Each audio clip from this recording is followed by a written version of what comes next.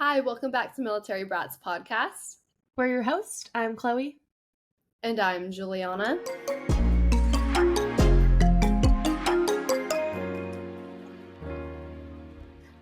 Last episode, we kind of touched base on the GI Bill. So today we're going to go more in depth and kind of give you some history and some more facts. But it's important to note that the specifics of these benefits can vary based on individual circumstances and policy changes. And by all means, we are not experts in this field. Oh, totally. This is so technical and above our heads. So we are going to try and put forth the most accurate information. And a very simplified version. So first things first, when and kind of why was the GI Bill created? Well, bear with us, guys. So the first little bit of this podcast is going to be a little bit more informational. So the GI Bill was created after World War II to provide educational and financial benefits to veterans and their dependents.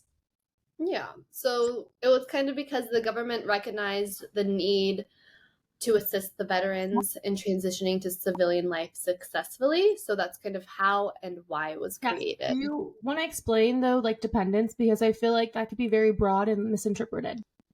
Yeah, so dependents are going to be any relationship that you have with your with the military sponsor. And when I say any relationship, I really mean spouse, children, stepchildren, and things like that. Occasionally you can get a different familial relationship, but that really depends, and I'm sure there's a lot of processes and paperwork that have to go through with that. But usually when we're talking about dependents, we're talking about spouses and children. Yeah, it's more standard, I want to say. It's protocol. Yeah, and there's also 3 different types of a GI Bill. So we have the Montgomery GI Bill, which is active duty, the Montgomery GI Bill selected reserve, and then the post 9/11 GI Bill, which is, I think, more streamlined, because I think it obviously happened after September 11th, 2001. Yeah. So I want to say that's the one that we've utilized, and I want to say a lot of people that are listening have utilized just based off the time frame. So let's go a little bit more into depth on the post 9/11 GI Bill, because obviously there's a lot of history. Yeah, so the post 9/11 GI Bill is an education benefit program for military veterans who served on active duty after September 10th, 2011. Yeah, like I said, it was signed into law in 2008, and it kind of took over the Montgomery GI Bill because it provided more generous educational benefits to veterans of the Iraq and Afghanistan conflicts and all of their eligible dependents, like we said. Okay, well, now that we've talked about the history of the post 9/11 benefit, let's talk about the key features, because there are a lot of benefits that come with the post 9/11 GI Bill. So how did you get those benefits? So my dad, he is still active duty in the Marine Corps. So he had full 4 years because he hasn't used any. He didn't give it to my mom or anything. And so it was supposed to be originally split up between me, my sister, and my little brother. But my sister went to the Air Force, so it was kind of she's out of the picture. She doesn't get any of it.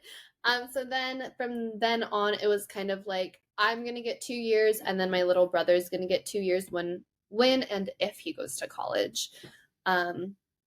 And then I'm sure my dad had to sign some paperwork saying that it's going to be transferred to his dependent, which was me. Right. And then that's how I was granted, I'm pretty sure it was 18 months, I want to say. Oh, that 18 makes sense. Yeah. Because it's not based off of a whole year. It's based off of how long you're attending school. So winter break doesn't count. Your summers don't count, which is convenient because I feel that wouldn't make sense if you were charged or you know what I mean, if you're not even in school.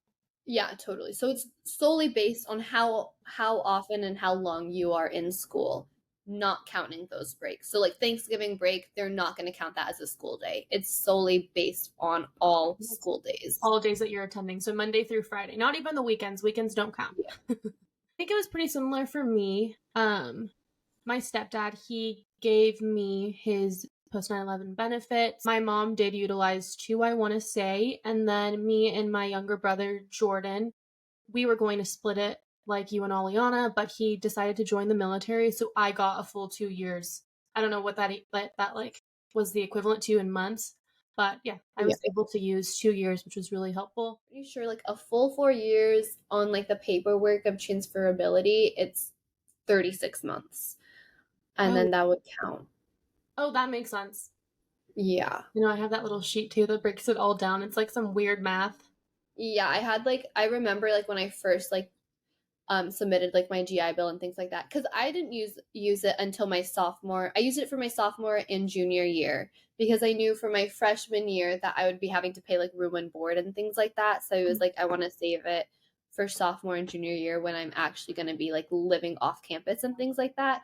And so then I got this huge like packet of paper from the VA office that kind of like broke down and gave me like all of this information that went right over my head because it was too much. Oh, I guess I didn't answer that either. I used it my junior and senior year because there was this thing. Oh my god, I don't know what it was called.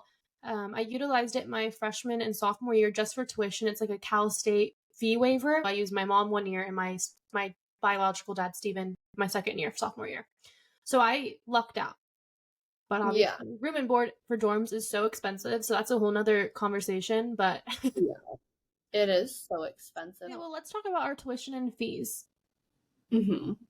So obviously, the bill does cover full in-state tuition and fees for like public colleges and universities.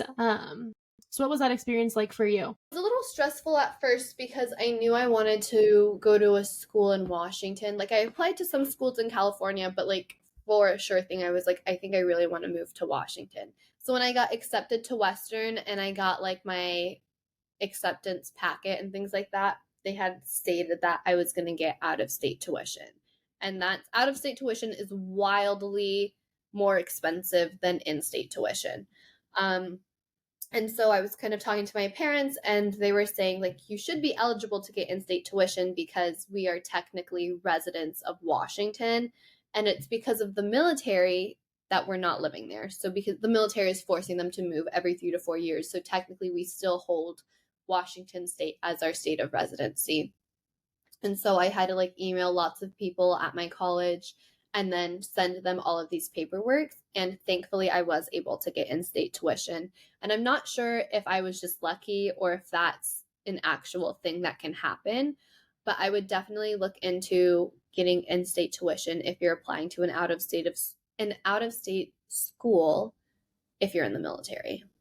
Yeah, I think that's really important to note because Yeah, there's a lot of technicalities, and I think it's really hard being a military kid, and then so trying to many. like because let's say you're living in a state for multiple years, then you move, and it's just like why can't I get in-state tuition? I feel like there should be like an exemption for military students or military Yeah. children. Do you know what I mean? Or like military people affiliated with the military. No, totally. I agree. I just want to say, like, just be a very strong advocate for yourself because Yeah. if you have a strong voice, they're most likely going to listen to you and things like that. But what about you, Chloe? How was that process for you? Well, my experience with this was actually fairly easy, just because I am a California resident. I've been born here. My parents or are residents here. So I think my experience was very easy. Obviously, the paperwork was very annoying, but we did it. I got the GI Bill. It's all good to go. Okay, Good. let's talk about grants and scholarships.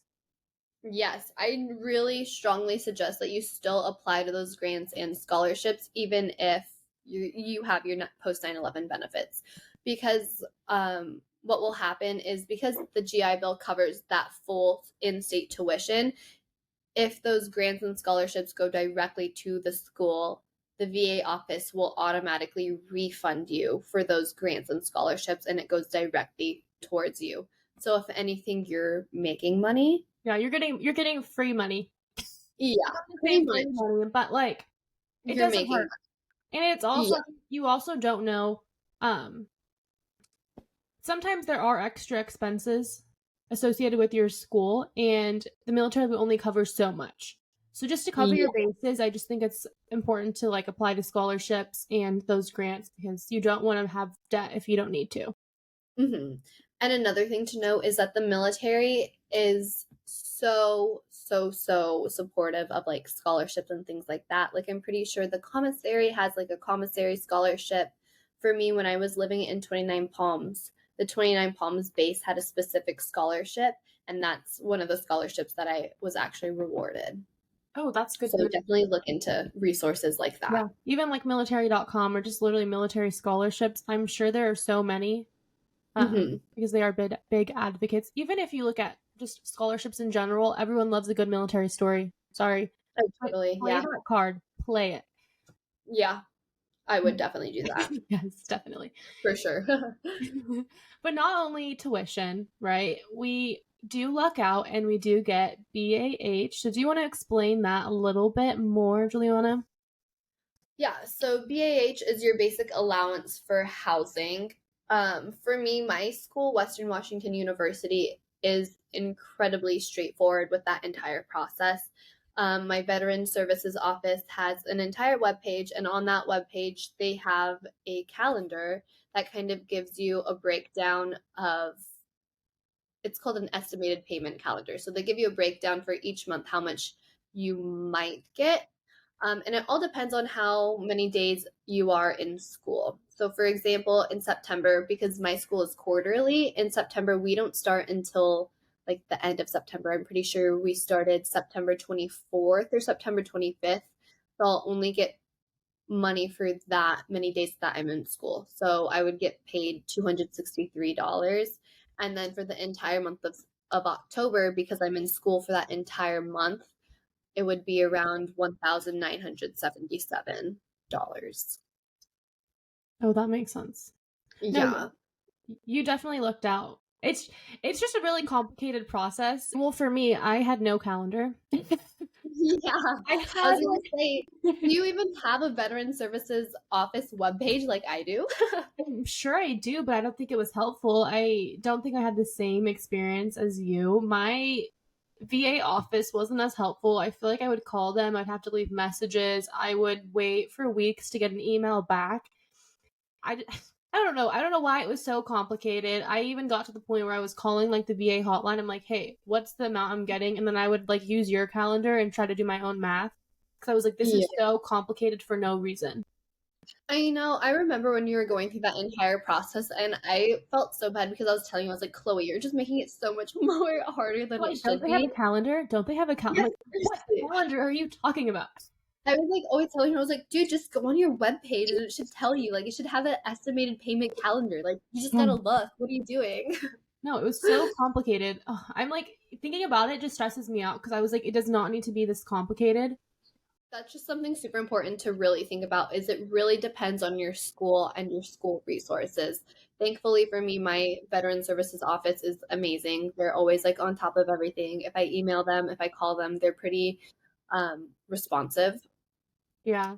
I want to say I think your school has a bigger military like population than mine does apparently because mine has not been equipped with the proper resources. Yeah, I guess that's true because I do like probably like an hour away. We have multiple military bases. Like there's the naval base on Whidbey Island. We also have Everett and Marysville, and then 3 hours away we have the Bremerton Naval Base. So Yeah, yeah, that's probably why. I mean it makes sense. But with that being said, I think it's standard for everyone to get like an E5 rank with dependents. So my first year utilizing it, my junior year, I was getting about 15 something. With inflation, my senior year, I want to say it went up to about 1,800, so about Mhm. $300 in 1 year. So I got that Yeah, every single month. What about you? I think mine was probably around 17 to 19, I want to say. So it was super helpful because it helps cover all living expenses and it's they don't monitor how No. much or where any of this money is going to. So it's completely up to you and how you want to use it. So if you want to use it for rent, use it for rent. If you want to use it for groceries, use it for groceries. If you don't even want to use it at all and just leave it in your savings and let it continue to grow, then do that. They don't Yeah, monitor how much. this, for example, this just goes straight into your bank account. Not like the tuition. That goes straight to the school, so we don't touch that, but we can touch this. How did you benefit from BH? Oh my goodness. It was incredibly helpful. I used it my sophomore and junior year. And so during those 2 years, I was like really on the grind. I worked at a sushi restaurant as a server, so I was serving pretty much, I want to say like 4 to 5 days out of the week. And because of serving, I got paid quite a bit as well. So I didn't need to touch my BAH at all. So it went directly into my savings account and I kind of just let it accrue over time, which was probably the best decision I ever could have made because for my senior year, I'm in my student teaching internship, Yeah. which means I have to be there full time. So 5 days out of the week, I'm there for 8 hours out of the day, which doesn't leave me very much time to work at all. And then on top of that, I also don't get paid. It's not a paid internship. It's pretty much me volunteering while still paying tuition as well. That's another thing to note. Boggles my mind. I know it's crazy. No, it doesn't make sense. It doesn't make sense at all. Especially because the teacher who hosts me in my internship, they get a stipend for hosting me. So they get like an extra. I know I just found that out and I was like, wow, that's interesting. What? They get a Yes. stipend, but you guys don't get a stipend, but you have to be there 40 hours a week. Yeah, so they get a stipend at the end of my student teaching. They'll get like here you go, thanks for hosting a student teacher. That is awful. I know, I literally just found that out and I was like, ew. Oh my god. Yeah, so thankfully I was able to have these benefits and kind of put it towards my last 2 years of college putting it to my last year of college knowing that I wasn't going to be able to work that much. So that's kind of how I used it. But what about you, Chloe? What did you do? Like I said, I had it my junior and senior years, so I was already pretty much at the end. But it was really beneficial because, like you said, I also was mandated to do internships, and my internships were not paid. Mine wasn't full time, but it didn't allow for much room to work. So I think those 2 years when I was interning and getting like professional experience, it was very beneficial because I wasn't burdened with having to like, oh my god, I need to grind because bills. So I think I kind of fell back on mine a little bit more. I saved up a good amount, but probably not as much as you.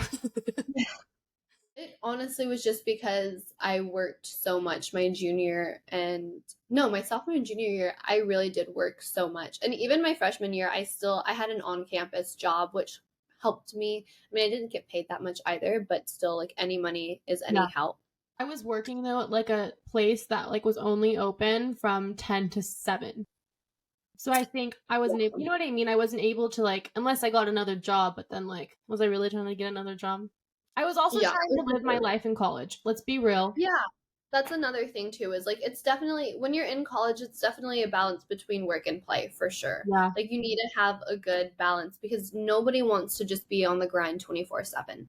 Nobody wants that at all. You need to be able to have a balance of your social life and your work life and making sure that it's a healthy balance and that you're not just playing all the time or you're not just working all the time and things like that. I agree. I think it gave me the freedom to do everything I wanted and more. Yeah. So I am very, very grateful for the opportunity I had. But let's talk about the book stipend.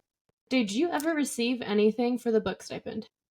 I do remember there being a book stipend, but I can't remember if I got it individually or if it was the same as my BAH. Like, I don't know if I was just like, here's X amount of money to pay for your books and supplies, or if it was kind of like it's going to be incorporated into your BAH. Oh, so I don't know. Lost. I mean, for me, like it's obvious. I think it's up to 1,000 per year. So if you break that up, you're also a quarter. So I honestly think that might have not been as much as like mine because I'm a semester. So it's like what 500 semester. But then you break that even more for you. You have what 2 quarters? 3 quarters. You have 3 quarters. I don't even know how the quarter system works. 3 quarters within like September to December. No, 3 quarters from September to June. So September until December is my fall quarter. Okay. Then January to March is my winter quarter. And then, and then like April till June is like my spring quarter. Okay. See, so then if you break it up even more, if I was good at math, I could tell you, but there's no shot I'm doing this math right now because I know my ass can't. So if you split that between your 3 quarters. We're gonna According get to made my calculations, it would be like $300 each quarter for me. So I also But feel like between that and then you having that other chunk coming in, it might have just got lost somewhere, but I'm sure you utilized it. So that's what I think yeah. is what happened, honestly. And it was at a random time. Every time I got mine, it was not like it was the same date every time. It was like a random week, like a random week Yeah. right before I started school.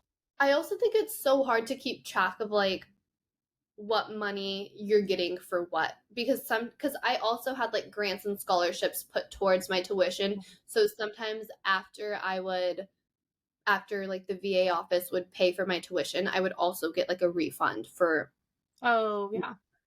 So I just think a lot of it got lost and I didn't keep track of it very well. Not lost as in I don't have it anymore, but like It got lost with everything else, which makes sense. yeah, But I think yeah, I think that was a really good benefit in my opinion because books are pricey.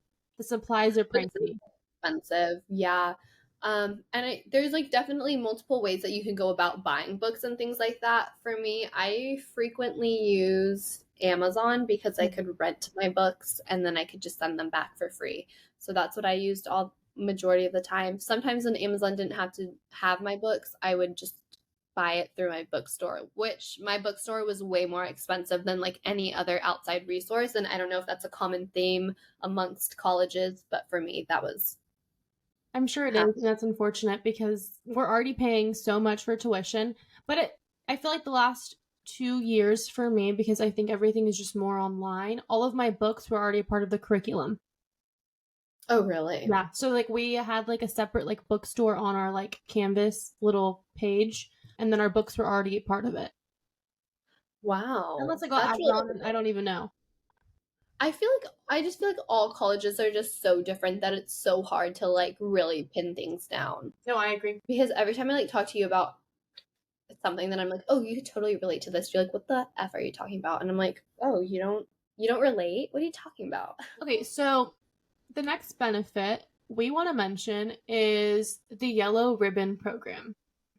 This Yeah. one I actually didn't really know too much about until I wanted to move to Washington for that little interim. I was like, I want to transfer to your school in Washington. I was like, I can't Hmm. qualify for out of state tuition.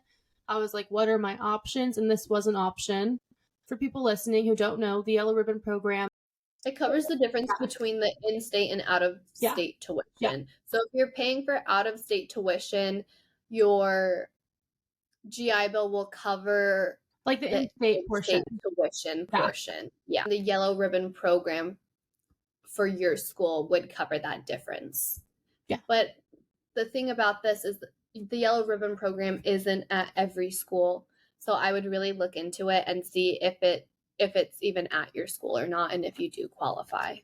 Yeah. Another technicality. But it is a good resource if you're able to utilize it for a school that you want to attend that you can afford. Another important thing to think about is that the post 9/11 GI Bill benefits does not just cover college. So you don't have to go to college if you don't want to. It also covers vocational and technical training. For example, like on the job training, flight training, or if you want to be a vet tech, things like that. So I would just encourage to keep your options open. Oh, that's a good one to know. Honestly, I didn't even realize that was a thing. Yeah. Like whenever I I did. hear like benefits or like education and tuition, I'm like, oh, college, automatic college. So I Yeah, feel like that totally. is really important to like note and put out there that that is not your only option when it comes to using the GI Bill. Yeah, exactly. Well, with that being said, do you think having the GI Bill impacted your decision on attending college? I don't think so. I mean, I know my parents really kind of encouraged me going into the Marine Corps. I'm not sure why they encouraged that. I don't know if it's because they're like, geez, Louise, she's kind of like a handful and she should get her life into shape or something like that. I don't know.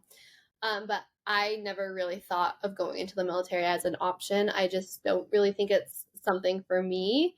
Um, and honestly, if I didn't have the GI Bill, I think I still would have gone to college and been like, well, looks like I'm in hella debt. Like, gotta figure it out somehow. Right? Okay, so you never sat there and you were like, okay, maybe I should join. No, there was never that like thought that crossed your mind. You were like, hell no. I was like, heck no. And I just don't think it was in the cards for me at all. Like, picturing me in a uniform, it's a joke. Like, that's a joke to me. Like, I can't. I I just mean, couldn't.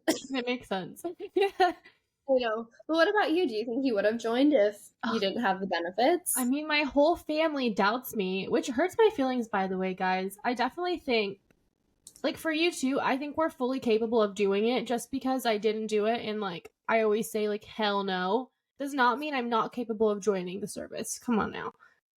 But I agree. I don't think I would have, like, I don't think I would have done it. I think I probably sat there and was like, if I had to go into any branch, which one would I do? And it was definitely not the Marine Corps. All branches are great branches. We thank everyone for their service, but no, I definitely know based on stories I could not manage the Marine Corps. Not at all.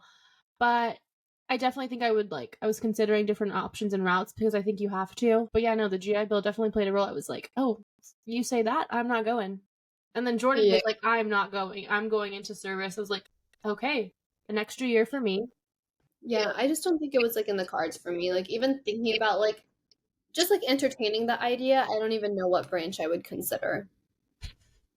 Like I really don't. Space Force? It's a new I one. don't think I would be able to go into space. Do you know like what kind of crazy training they do in space? Like they like really like I hate being dizzy. And I'm pretty sure they like spin you around super fast. I don't know. That's what I thought. Then they like put you in a pod and they just like spin it to see how you deal with With things like that. motion sickness. I don't know how that works. Well, the feeling of dizziness is like I hate it. I hate it so much. I hate it. Like if we go on the Disney teacups, I'd do that. I was literally about to bring up the teacups. I was like, but you love the teacups, girly pop. I do love the teacups. But if I were like standing and like spinning myself around Are we really comparing, like, Space Force to teacups? to teacups. Let's move on from the teacups and let's wrap this thing up. Totally. So, if you're looking for more information on the post 9/11 benefits or any GI Bill benefits, be sure to check your school's Veteran Services Office and the official U.S. Department of Veterans Affairs website, where you can find more information. Perfect. Well, with that being said, we hope you guys liked today's episode. We know it was way more informational than usual, but it's important to share these resources and our experiences. And don't forget to follow us on Apple Podcasts and Spotify Podcasts so you can tune into every episode that we post. And as always, if you have any specific topics or any questions that you want us to answer, be sure to DM us on Instagram at Military Brats Podcast. Thanks so much. See you next Wednesday. Bye.